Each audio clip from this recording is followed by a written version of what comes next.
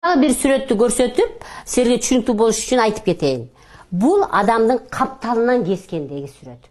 Капталынан. Мына жүрөк, мына өпкө, мына өпкөнүн жанындагы абдан чоң кан тамырлар. Мына көрдүңүзбү? Кан тамырды мына чырмоокко окшоп чырмалып, 5 тамырлар бүт органдарды, кан тамырларды, бүт 5 тамырлар каптап турат. Эмне үчүн? Ушул жакка келген керес нерсени алып кетип жүрүш үчүн ушундай. Булар ушундай болуп жайгашкан. Муну биз көкүрөк көдөн дейбиз.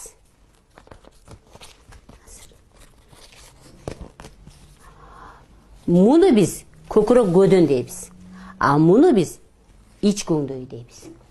Көкүрөк көдөн менен ич көңдөйдүн ортосунда диафрагма деген абдан жакшы булчуң орган бар да. Диафрагма өйдө көтөрүлүп калса, өпкө менен жүрөктө кандайдыр бир симптомдор пайда болот. Аны ким көтөрөт? Аны баягы эле ичегилер көтөрөт.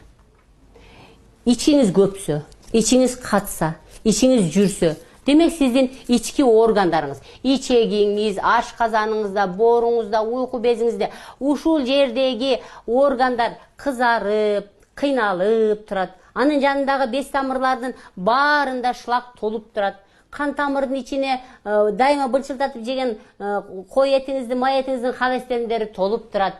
Анан булар чоңоет. Бул чоңойгондо диафрагманы өйдө көтөрүп коет. Сиз барып жүрөгүңүз тартыңыз. Сиз чалкалап жатсаңыз эле жүрөгүңүздө кандайдыр бир коркуу пайда болду, бирөөдө ушундай. Или чалкалап жатсаңыз эле дем жетпей атат. Эмне үчүн? Себеби деген диафрагма муну көтөрүп калган. Эми элестетиңиз, сиздин өпкөңүз менен жүрөгүңүз кысылган жерде иштеп атат. Тарттырсаңыз тазасыз, а эмне үчүн өпкө менен жүрөккө жалап берип атасыз? Потому что диафрагма ич көңдөйүңүз диафрагманы көтөрүп калган үчүн сиздин көкүрөк көдөнүңүз кысылган абалда туруп калды. Ошондо жүрөк өзүнүн ось мындай нормада турган абалынан кичине жылып калат да. Мына мисал нормада ушундай турган болсо, бул бир аз мындай жылып калат. Ошол дагы сизге оор берет, кандайдыр бир жүрөктөгү жалыптарды берет. А өпкөңүз болсо баары жакшы, рентгениңиз жакшы, флюорыңыз жакшы, баары жакшы, компьютердин табараңыз жакшы. Бирок сиз энтигес. Демек, бул жерде баягы эле курсак көңдөйү күнөөлүү. Мына курсак көңдөйүнөн бул жерде кичине эле сүрөт түшүп калыптыр. Мынакей 5 тамырлар. Ушулардын баары чоңоюп, ушулардын баары көтөрүп калды диафрагманы. Эмне үчүн курсакты баскыла деп атам? Эмне үчүн курсак менен дем алгыла деп атам? Эмне үчүн тамакты ичкенде 3 мүнөт колуңарды көтөрүп тургула деп атам? Себеби деген биз диафрагманы ылдый түшүрөбүз. Ошондо сиздин жүрөгүңүз менен өпкөдө зыян болбойт. Мына жөтөлдү да ушинтип кетирсек болот. Демек, курсак менен дем алуу. Мен айткамын, дем алганда, мурдуңуз менен дем алганда ичти чыгарасыз. Оозуңуз менен демди чыгарып атканда ичти өзүңүзгө тартасыз. Туура жолу дем алуу кыска эле, а дем чыгаруу көбүрөөк болуш керек.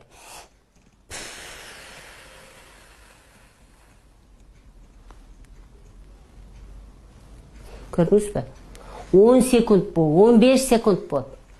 Дем чыгаруу көбүрөөк болуш керек. Муну менен биз курсактагы булчуңдар менен муногу органдарды түртүп атабыз. Курсактагы булчуңдар менен ушул жерде 5 тамырлардын иштесин жакшыртып атабыз. Көрдүңүзбү? Мен эмне үчүн висцерал массаж деп безилдедим. Мен башында висцерал эмес, курсакка массаж деп безилдесем, силер көбүрөөк түшүнбөй экенсиңер да, мен ушуну аттың кылып калдым да.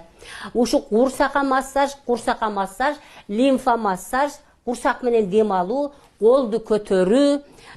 Демек, курсак менен дем алуу, диафрагмальное дыхание дейт.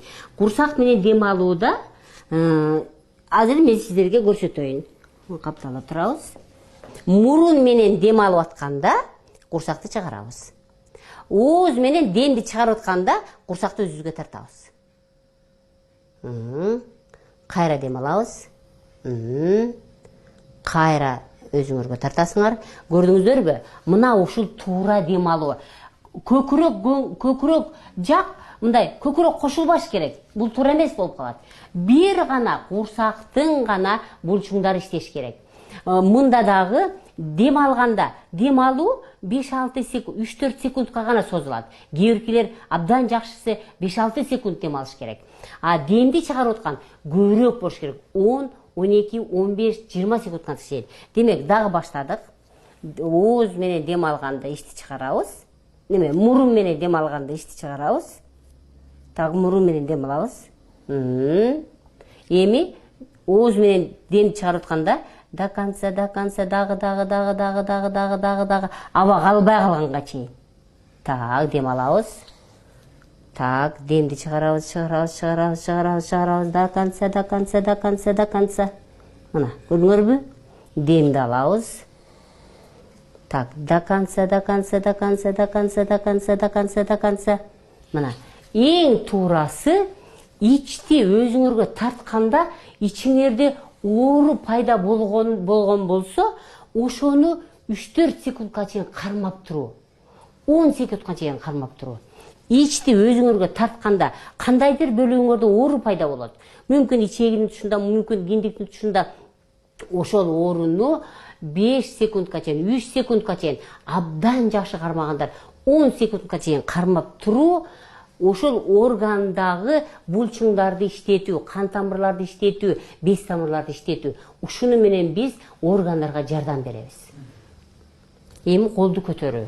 Ар бир тамак ичкенден кийин, биз колду 3 минутадан 5 минутага чейин көтөрүп турушубуз керек. Демек, колду өйдө көтөрөбүз. Мынандайынан. Мына ушул туура. Кайра башынан кылсаң.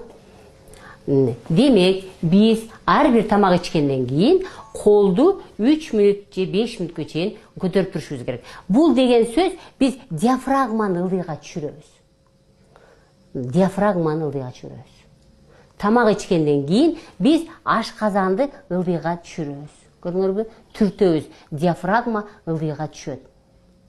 Мына ушуну ар бир тамак ичкенден кийин 3 минутадан 5 минутага чейин колду көтөрүп туруу, бул эң сонун дагы бир организмге жардам бергендик ыкманын бири болуп саналат.